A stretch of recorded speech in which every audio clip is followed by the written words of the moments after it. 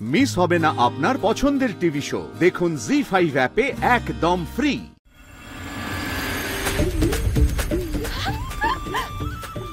দাদা ভাই কি দারুণ জায়গা জোগাড় করেছে। এটা ভালো, তবে গেলবারে পিকনিকের জায়গাটা আরো বেটার ছিল, জানো তো ফুলকি। আসলে এত তাড়াহুড়োর মধ্যে এই জায়গাটাই জোগাড় হলো। কিন্তু কেয়ারটেকারটা গেল কোথায়?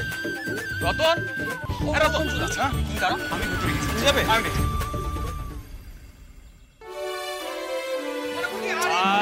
আরে তুমি তোমার মারাও, ঠিক আছে আমি জিতবো।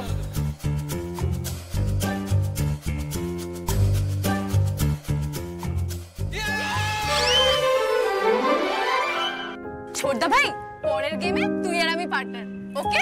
তোরা দেখছি খুব ব্যস্ত হয়ে পড়েছিস আমাকে নিয়ে। চল কি খেলবি? চল চল চল চল চল। পিয়ালারা, পিকনিকের জন্য তো একটা স্পেশাল খেলা আছে, তাই না? হাড়ি ভাঙা আছেই তো। তাহলে সেটা খেলা যাক। মজা হবে।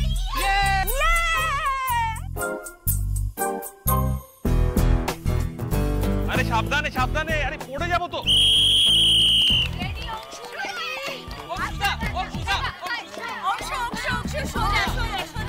সোজা সোজা সোজা সোজা, আরো ঠিক যাচ্ছি তো।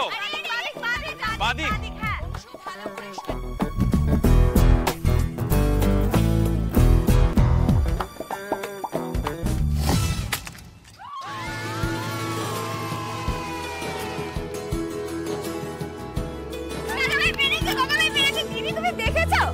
তোমার কথা শুনে চললে দাদা ভাই কিন্তু লক্ষ্য ভেদ করবেই।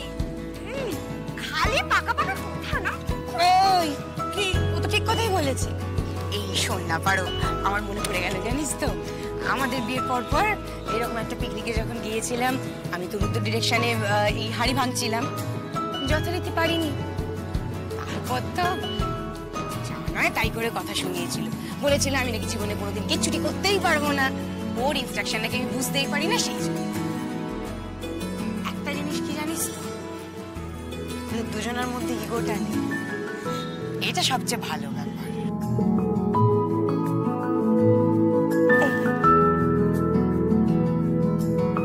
রুদ্রদার জন্য খুব কষ্ট হয় না রে?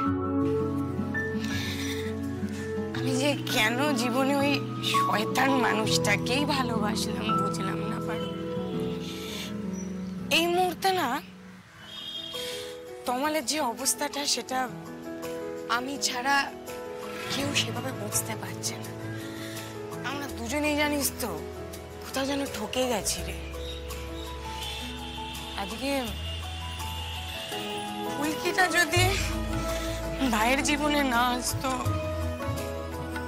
হয়তো ভাইয়েরও আমাদের মধ্যে অবস্থা হতো।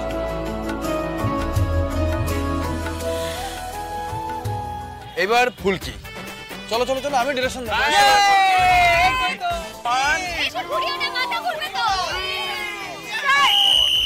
চলো চলো চলো।